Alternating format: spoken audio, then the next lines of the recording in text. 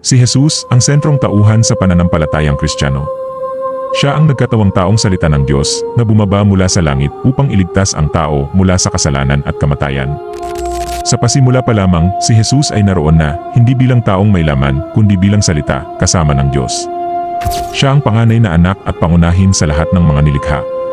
Siya ang kasama ng Ama sa paglikha ng lahat ng bagay.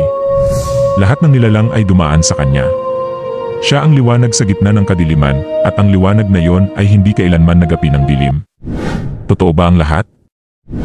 Nangyari ba talaga? At kung ito ay totoo, bakit hindi na lang anghel ang pinadala ng Diyos para mamatay sa krus? At ano-ano ang paghihirap at sakit na dinaranas ni Jesus bago siya mamatay? Tara't samahan niyo kong alamin ang katotohanan at kung ano ang matututunan natin kay Jesus. Pero bago yan, sino nga ba si Jesus? Sabi sa Kawikaan 8 verse 22-31. Noong una pa, nilikha na ako ng Panginoon bago niya likhain ang lahat. Nilikha na niya ako noong una pa man. Naroon na ako nang wala pa ang mundo, ang mga dagat, mga bukal, mga bundok, mga burol, mga bukid at kahit pa ang mga alikabok. Naroon na ako nang likhain niya ang langit, maging nang likhain niya ang tagpuan ng langit at ng lupa. Naroon din ako nang likhain niya ang mga ulap, nang palabasin niya ang tubig sa mga bukal mula sa kailaliman, nang ilagay niya ang hangganan ng mga dagat upang hindi ito umapaw, at nang ilagay niya ang mga pundasyon ng mundo. Katulad ko'y arkitekto na nasa tabi ng Panginoon. Ako ang kanyang kasiyahan sa araw-araw at lagi naman akong masaya sa piling niya. Ngunit hindi agad siya dumating bilang taong kilala natin bilang Jesus. Sa Old Testament, sa halamanan ng Eden, matapos ang pagbagsak ng tao, nangako ang Diyos na darating ang anak ng babae na dudurog sa ulo ng ahas. Ito ay isang hula ng tagumpay laban sa kasalanan. Dumaan ang panahon, ang Diyos ay nagpadala ng mga propeta, at ayon kay Isaiah, ang batang ito ay ipanganganak ng isang birhen. Tatawagin siyang Emmanuel, na ibig sabihin, Diyos na kasama natin. Ang kanyang pamumuno ay walang hanggan. Ngunit hindi siya darating bilang isang hari na may espada. Darating siya bilang isang lingkod na magdurusa para sa kapakanan ng marami. At dumating ang takdang panahon. Sa isang maliit na bayan sa Israel, sa Bethlehem, ipinanganak ang Mesaya. Isang birheng babae na nagngangalang Maria ay pinili ng Diyos upang dalhin sa kanyang sinapupunan ang kanyang anak. Ang Espiritu Santo ang nagpasimula ng buhay na iyon sa kanyang sinapupunan. At sa katahimikan ng gabi, sa isang sabsaban, isinilang ang hari ng mga hari, hindi sa palasyo, kundi sa abang lugar, sapagkat dumating siya hindi upang paglingkuran, kundi upang maglingkod. Lumaki siya sa Nazareth at namatay at muling nabuhay sa Jerusalem. Ang kanyang ama ay si Joseph na isang karpintero. Ang ibig sabihin ng pangalang Jesus sa Hebrew ay Yeshua. Sa English naman ay Joshua, na ang ibig sabihin ay God Saves. At ang nagpangalan sa ating Panginoong Jesus ay si Anghel Gabriel. Lumaki siyang may karunungan, kalinisan, at kababaang loob. Sa edad na 12, nagturo na siya sa templo at pinahanga ang mga guro ng batas. Ngunit hindi agad siya nagpakilala. Naghintay siya, at sa tamang oras, lumabas siya sa ilang upang magpabautismo kay John the Baptist. At may boses na narinig mula sa langit na nagsabi, "Ikaw ang minamahal kong anak, lubos kitang kinalulugdan." At bumaba sa kanya ang banal na espiritu sa anyo ng isang kalapati. Mula noon, nagsimula ang kanyang ministeryo sa edad na 30 years old. Nagturo siya tungkol sa kaharian ng Diyos, isang kaharian na hindi nakikita ng mata, kundi nararanasan sa puso ng mga tumatanggap. Nagsalita siya ng mga talinghaga na may malalalim na kahulugan. Ang unang himalang ginawa niya ay ginawang tubig ang wine sa kasalan. Nagpagaling siya ng mga may sakit, nagpalayas ng mga demonyo, bumuhay ng patay, at pinatawad ang mga makasalanan. Ngunit hindi lahat ay natuwa. Ang mga pinuno ng relihiyon ay nainggit, natakot, at nagpulong upang siya ipatayin. Sa gabi ng kanyang huling hapunan, pinagpirapiraso niya ang tinapay at sinabi, "Ito ang aking katawan." Iniabot niya ang saro at sinabi, "Ito ang aking dugo, tipan ng kapatawaran." Sa gabi ring iyon, siya'y ipinagkanulo ng isa sa kanyang pinakamalapit na kaibigan na si Judas. Ano-ano ang mga naranasan na paghihirap ni Jesus bago siya mamatay? Alam mo bang nahirapan siya emotionally at physically? Simulan natin emotionally, heto ang struggle ng Panginoong Jesus bago siya ipako sa krus. Pumunta si Jesus sa hardin ng Getsemani kasama ang kanyang mga alagad. Sabi sa Luke 22 verse 41-44. Iniwan niya ang mga tagasunod niya at lumayo ng kaunti. Pagkatapos, lumuhod siya at nanalangin, "Ama, kung maaari ay ilayo niyo sana sa akin ang mga paghihirap na darating. Ngunit hindi ang kalooban ko ang masunod kundi ang kalooban niyo."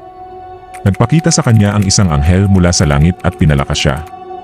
Dahil sa paghihirap ng kanyang kalooban, lalo siyang nanalangin ng taimtim, at ang mga pahwis niya ay parang dugo na tumutulo sa lupa. Sa luklang binanggit na si Jesus ay nagpawis ng dugo, at sinabi diyan na sobrang nahirapan ang kanyang kalooban. So, bakit naranasan ng Panginoong Jesus ang ganong katinding emotional stress? Bakit dumating sa point na nagpawis siya ng dugo? Alam ni Jesus kung ano ang mangyayari sa kanya sa mga susunod na oras dahil Diyos siya. Ang pagpapawis na may kasamang dugo ay napatunayan, at ang medical term dito ay tinatawag na hematidrosis. Ang kondisyong ito ay nagreresulta sa pagpapawis na may kasamang dugo dahil sa matinding stress ng tao. Ayon sa mga doktor, ito ay maaaring dulot ng pagputok ng maliliit na capillaries sa sweat glands sa ilalim ng labis na stress. At kapag naranasan mo ang hematidrosis, ang mangyayari sa skin mo ay magiging sensitive, magiging marupok, at mahawakan mo lang ito ng konti ay masakit na. So, kung nangyari ito sa Panginoong Jesus, nung pinaghahampas siya ay triple ang nararamdaman niya. Isunod natin ang physically.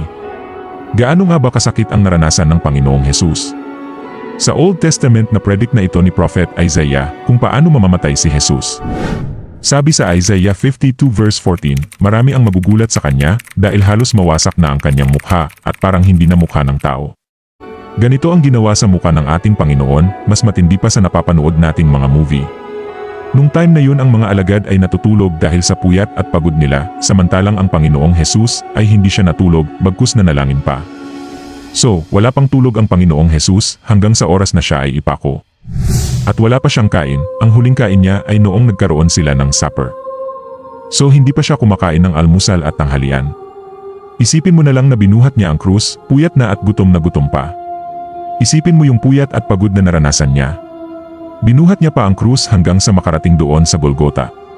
Siya ay nauhaw dahil sa sobrang pagod at pagkaubos ng dugo. May batas ang mga Hudyo na dapat hanggang 40 lashes lang. Pero ang mga Romano ay walang mga paki sa batas ng mga Hudyo. Kaya kung ano ang gusto nilang gawin ay gagawin nila. Ayon sa pag-aaral, more than 40 ang natamo niyang paghampas. Siya ay nilahtigo at tinatawag itong flagrum. Ginagamit ito sa flagellation, isang brutal na pamamaraan ng parusa bago ang crucifixion. Bawat isa ay may nakatali o nakakabit na piraso ng buto, matulis na bakal o tingga.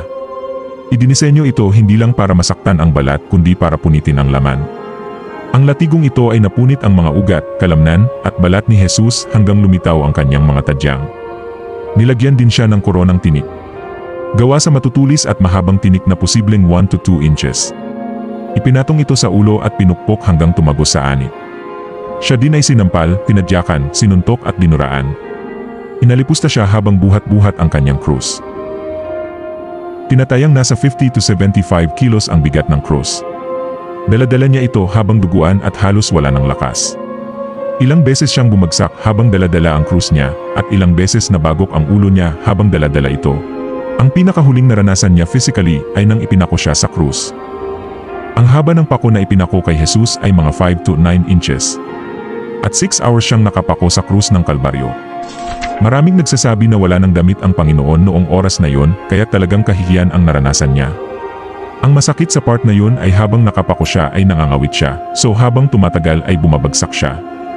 So, itataas niya ang kanyang sarili, kapag umaalalay siya sa paa, sobrang sakit nito sa ugat at buto. At kapag sa kamay, mas masakit naman ito sa pulso at balikat. Ang bawat galaw niya ay impyernong sakit sa buong katawan. Bakit? Dahil nakabitin ang buong bigat ng katawan sa mga pako.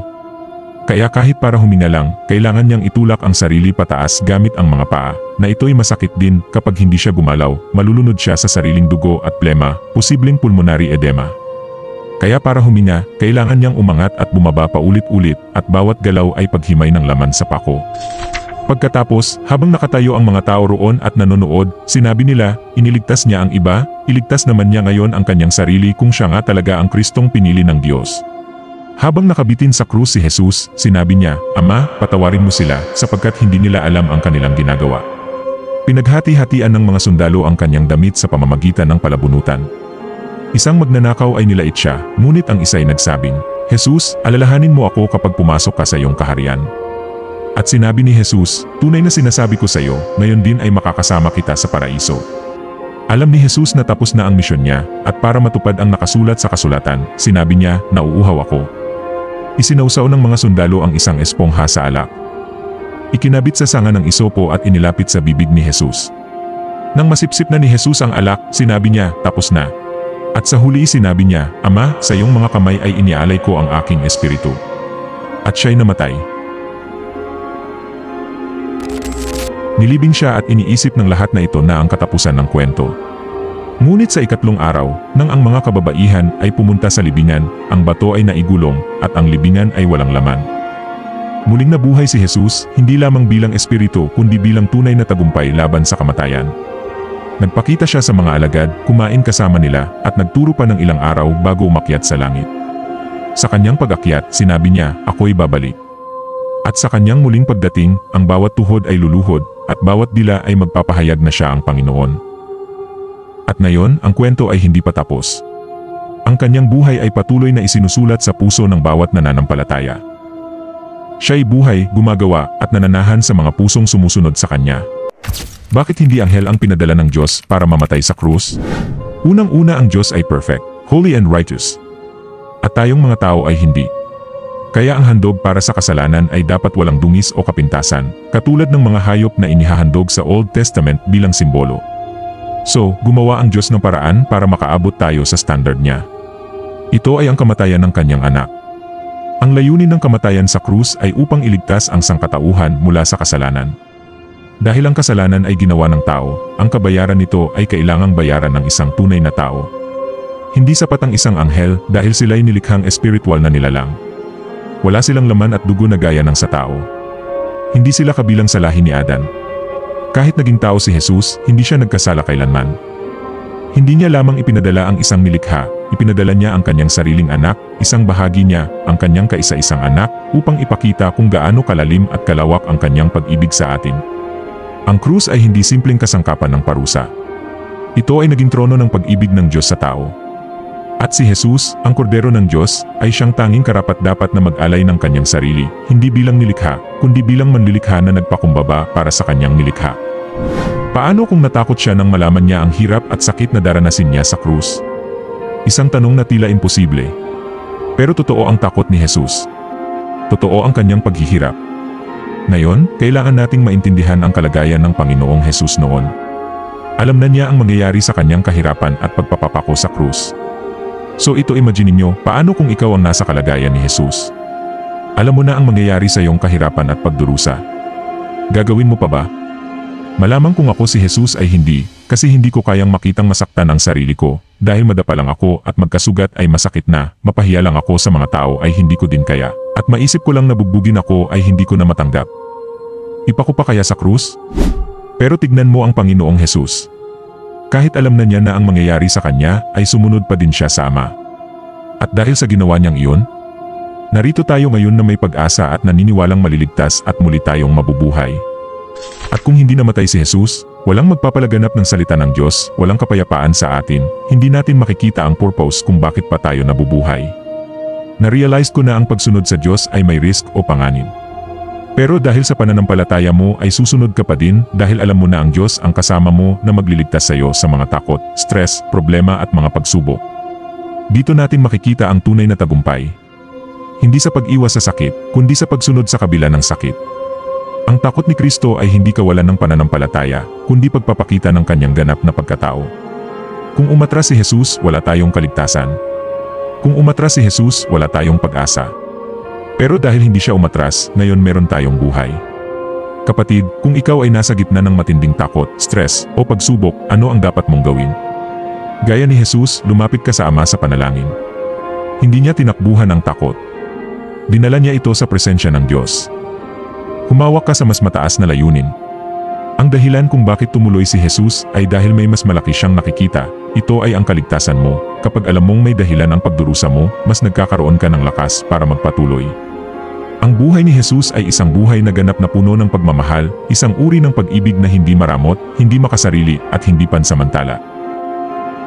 Mula pa lamang sa kanyang pagdating sa mundo, ipinakita na niya ang kanyang dakilang layunin, ang iligtas ang sanlibutan, hindi sa pamamagitan ng dahas o kapangyarihan, kundi sa pamamagitan ng pag-ibig.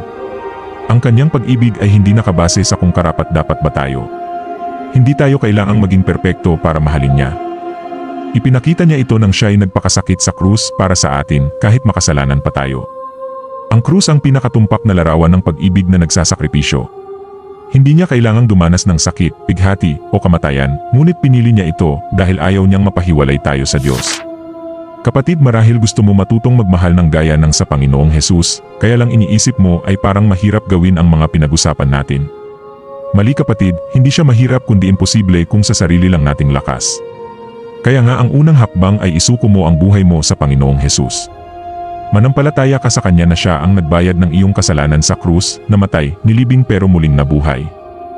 At kapag ginawa mo ito ay lilinisin ka niya at mananahan siya sa iyo sa pamamagitan ng banal na Espiritu. At kapag nasa iyo na ang banal na Espiritu ay magagawa mo na ang mga bagay na imposible mong magawa gaya ng pagmamahal ng Panginoong Hesus. Kung ito ang nais ng puso mo ay kahit nasan ka ngayon ay ipahayag mo ang pananampalataya mo sa Panginoong Hesus sa pamamagitan ng panalangin. Sabihin mo sa Kanya, Panginoong Hesus, inaamin ko po na ako ay makasalanan. Patawarin niyo po ako. Nananampalataya po ako na ikaw ang nagbayad ng aking kasalanan sa krus. Ngayon nga ay binubuksan ko na ang aking puso, pumasok ka at manahan ka sa akin. Tinatanggap kita bilang aking Panginoon at tagapagligtas. Simula ngayon ay tatalikdan ko ang aking kasalanan. Tulungan mo ako magmahal gaya ng pagmamahal ng Panginoong Hesus. Amen. At ang pagkamatay ni Hesus at muling pagkabuhay ay ang greatest news of all times. Maraming salamat dahil umabot ka hanggang dito. Mangyaring maglaan ng pananalangin sa mga taong lumalakad sa kadiliman. Huwag mong kalimutan i-like, mag-subscribe at i-share ang video na ito upang maipahayag ang katotohanan ng Diyos sa mas maraming tao. Sa Diyos lamang ang papuri, kaluwalhatian, at karangalan magpakailanman. God bless.